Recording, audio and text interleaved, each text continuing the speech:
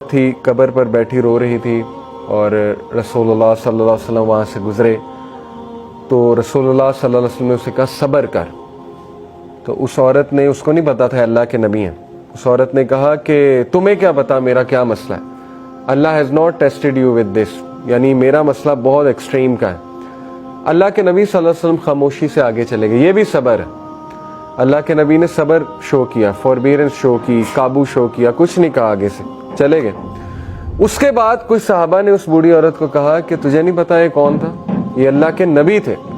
تو بوڑھی عورت بڑا شرمندہ ہوئی اور وہ اللہ کے نبی صلی اللہ علیہ وسلم کے پاس گئی اور کہا کہ مجھے معاف کر دیں، میں صبر کروں گی، مجھے نہیں پتا تھا. تو بہرحال وہ خاتون جو ہے اس نے معافی مانگی اللہ کے نبی سے اور کہا کہ میں صبر کروں گی. تو پروفٹ صلی اللہ علیہ وسلم نے کہا کہ صبر حادثے کے شروع میں ہوتا ہے. یہ بڑی گہری بات ہے. صبر حادثے کے شروع میں ہوتا ہے، یعنی جب حادثہ آیا تو بندہ انا للہ و انا الیہ راجعون کیوں کہتا ہے؟ جب بھی مسلمان کے ساتھ کوئی حادثہ ہوتا ہے یہ وہ صبر شو کر رہا ہے کہ کوئی بات نہیں، ہم نے اللہ کی طرف ہی پلٹ کے جانا ہے نا. پھر حسبن اللہ بھی لوگ کہتے ہیں، حسبن اللہ و نعم الوکیل.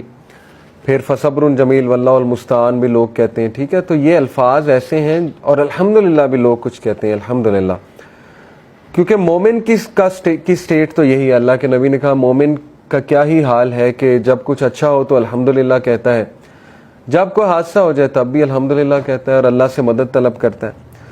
تو اس لیے اللہ کے نبی نے فرمایا کہ جو کوئی بھی صبر کرے گا اللہ اسے صبر دے دے گا. صبر کرنا پڑتا ہے، صبر پریکٹس کرنے سے آتا ہے. دوسری بات، there is no gift that is better and more comprehensive than patience. کہا کہ صبر سے بڑا گفٹ اور صبر سے بہترین چیز انسان کی زندگی میں ہو ہی نہیں سکتی.